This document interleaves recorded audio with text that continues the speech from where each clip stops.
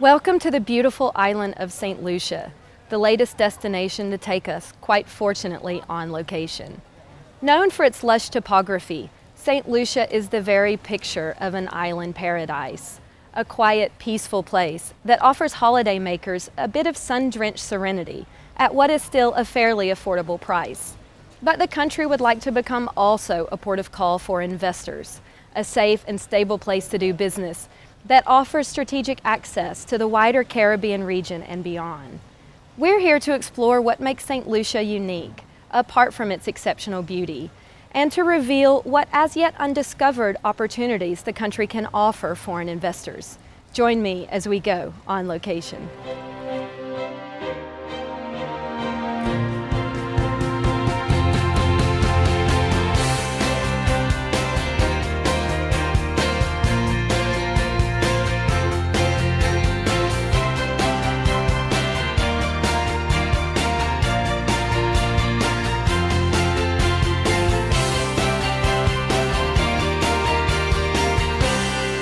St. Lucia is an English-speaking island in the eastern part of the Caribbean.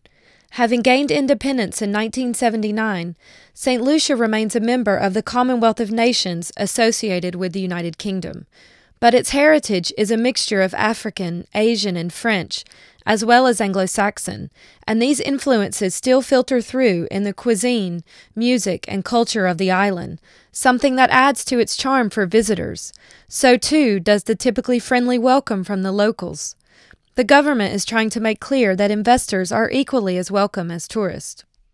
So you have a government that recognizes that it can't provide all the investment funds that it needs in order to be able to grow. We have a very ambitious plan. We've set out to say that we want to double our GDP within 10 years. So to do that, we are creating some incredible opportunities for the private sector to come in. So this is about fast-tracking investment in our country and recognizing that to be competitive, that we have to first think micro. St. Lucia's main selling point as a tourism destination is the diversity of its natural areas, with mountains, volcanoes, sulfur springs, rainforests, and a ruggedly beautiful coastline, all just waiting to be explored. The island also sells romance. It's one of the world's consistently top-rated locations for weddings and honeymoons. Tourism is the biggest driver of the country's economy, employing roughly 20,000 people. The island is especially popular with North American tourists, and St. Lucia has direct air connections to most major gateways on the U.S. East Coast, as well as to the United Kingdom. After taking a hit from the global financial crisis, the tourism industry is seeing a rebound, and St. Lucia has been given a boost by an increase in cruise ship arrivals. And, thanks to upgraded offerings such as the picturesque Rodney Bay Marina and the regattas it plays host to each year, the number of yachting visitors has grown twofold since the depths of the crisis. Meanwhile, St. Lucia's reputation for beauty, luxury, and romance has the island perfectly placed in the sights of such high-end resort brands as Sandals, which is now in expansion mode in the island. We employ 1,800 St. Lucians, and our economic footprint here is 75 million US a year, which represents 6% of GDP.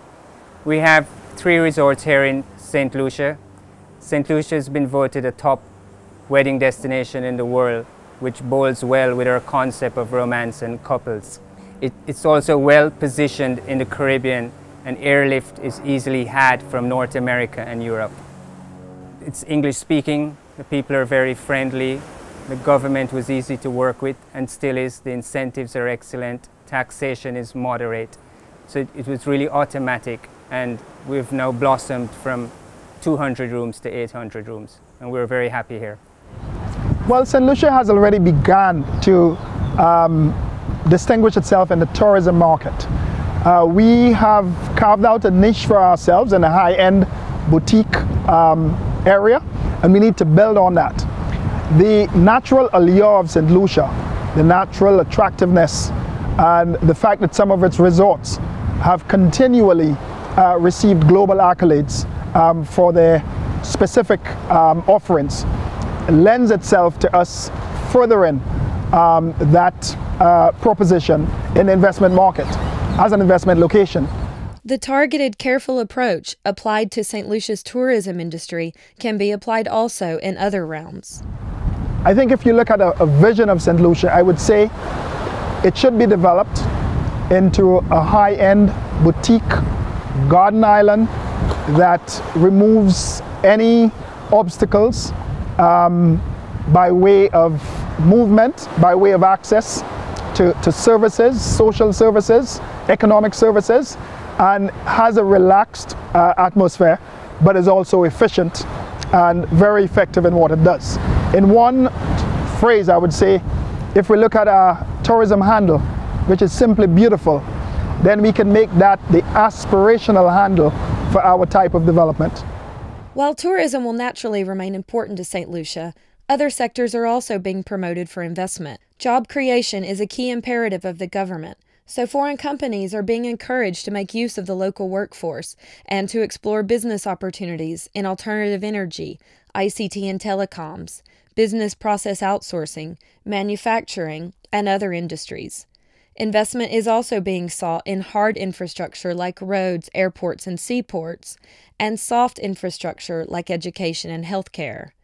FDI spoke with a few foreign companies that have heeded the investment call so far. Digital has been in the market for the last 12 years. We currently employ about 150 persons directly, but we have offspring, so dealer stores, distributors, etc. Apart from that, skilled labor. It's something for a small market, that's something that you probably think that it's not available. The employees are very skilled, and so we're able to export, and that's part of the things that we know that's keen to us. So growth in terms of employee development is very possible here, and that's something that investors look for, and that's what has kept us here in St. Lucia.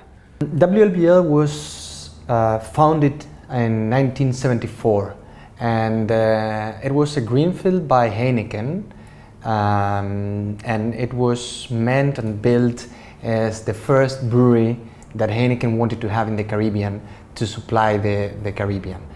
And yeah, that's why this year we are celebrating 40 years anniversary, yes, and we expect 40 years more to come.